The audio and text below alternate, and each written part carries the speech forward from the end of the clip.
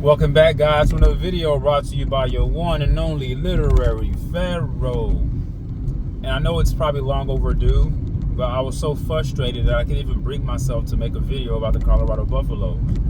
Here we go again with another loss.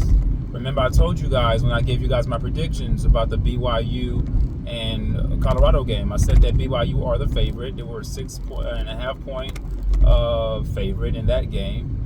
Even though Colorado were playing at home, I even gave you the dynamic of what home field advantage means for Colorado. There's a clear difference in what they see to be home field advantage than what your traditional college football team has as a home field advantage. When I say home field advantage, it means that there are two particular types of fans. You have the fans in college that are waiting for the team to do something to get them excited, which is Exhibit A. Exhibit B is the college fan that carries a fandom that requires no stimuli. It doesn't require anything from the football team. The football team, it could be 0-0 in the fourth quarter, and they are going bananas and they're going crazy. Every little play, they're going crazy. Colorado fans are not like that. They were spoiled at the introduction of Coach Prime coming in. Coach Prime promised them something, that he's coming to dominate. He's coming to bring his Louis luggage. He talked a good game. So the fans have been waiting for that dominance to be materialized on the football field. Now, let me be fair. This is only Coach Prime's third year. It usually takes 3 to 5 years to build that. But in the process of it being built, I'm seeing inconsistencies. In other words, I've seen them start off with 4 wins. Next year, they had 8 or 9 wins, if I'm not mistaken. I think 9 wins, 8 wins. They went to a bowl game. They lost the bowl game. That's fine. They're improving. All I'm looking for is progress. So this year, it's not that I thought that they were going to go undefeated. The games that they're supposed to win, this is when a football team or a football program begins to start implementing those foundational principles that makes them what they are. The inconsistencies is what pisses me off about Colorado Buffaloes. Is that there are moments that give you flashes on screen of how great they can be, and there are moments you're like, what the hell? So these are all part of what I call growing pains, and we just have to endure it for now. But there's inconsistencies in week to week. There's inconsistencies all around. There's inconsistencies with play calling. There's inconsistencies at the quarterback position. I don't think it's about personnel. I don't think it's player personnel.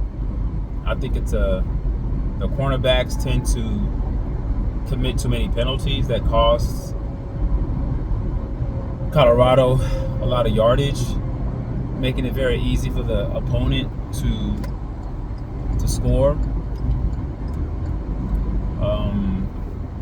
I don't know. I just think that there's just a lot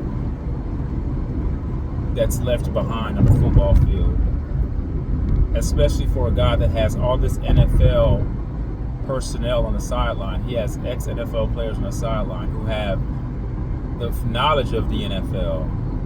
So I don't know what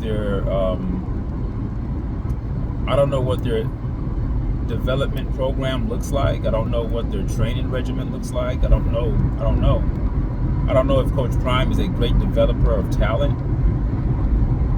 But to get a bunch of mercenaries, to get a bunch of guys to transfer in through the transfer portal, and think that just by adding new players that you're automatically going to put yourself in a favorable position to win games is not true. It takes more than that. There's no team continuity, and I think that the model of having all these transfers come in, all right, because of the NIL deals that these players are getting, and everybody hitting the transfer portal, it causes coaches who are trying to build a program, it causes them time. They lose time. You say, what do you mean by that? Well, it takes time to build a program. But when you're getting mercenaries, and I call them mercenaries because you're just getting them from different teams, you're getting a bunch of players, like a collage of players that you're trying to add to your team. When you're building that way, you don't have time to build that way. When you build from the ground up, it's more organic. Yes, it's slower, but in the long haul, it's more beneficial. Because now you have a system that runs by itself. When Nick Saban was at Alabama, it took him a couple of years to get that going. But once he got that machine rolling, he was good. And I think Prime is in this NIL era and this transfer portal era.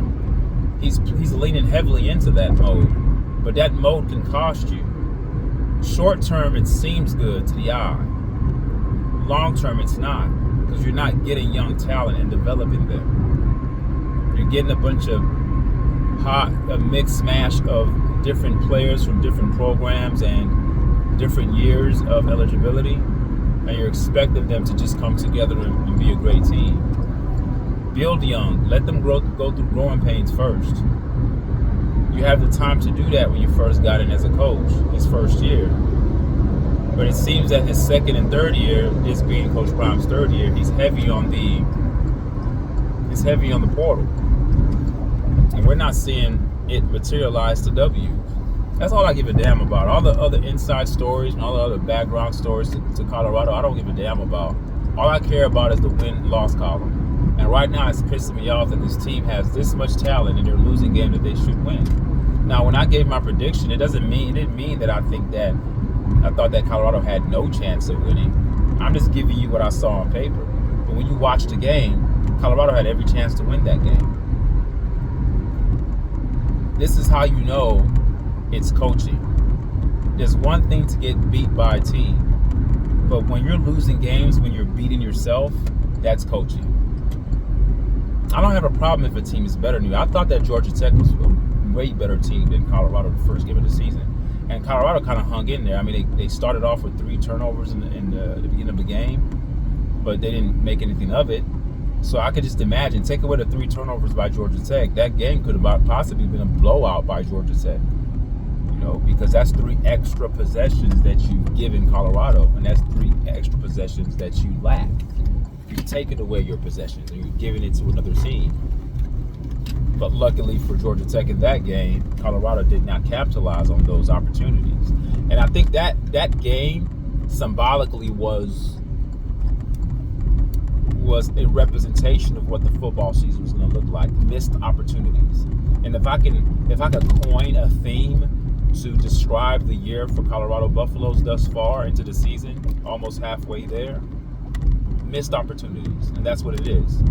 And that comes down to coaching, folks.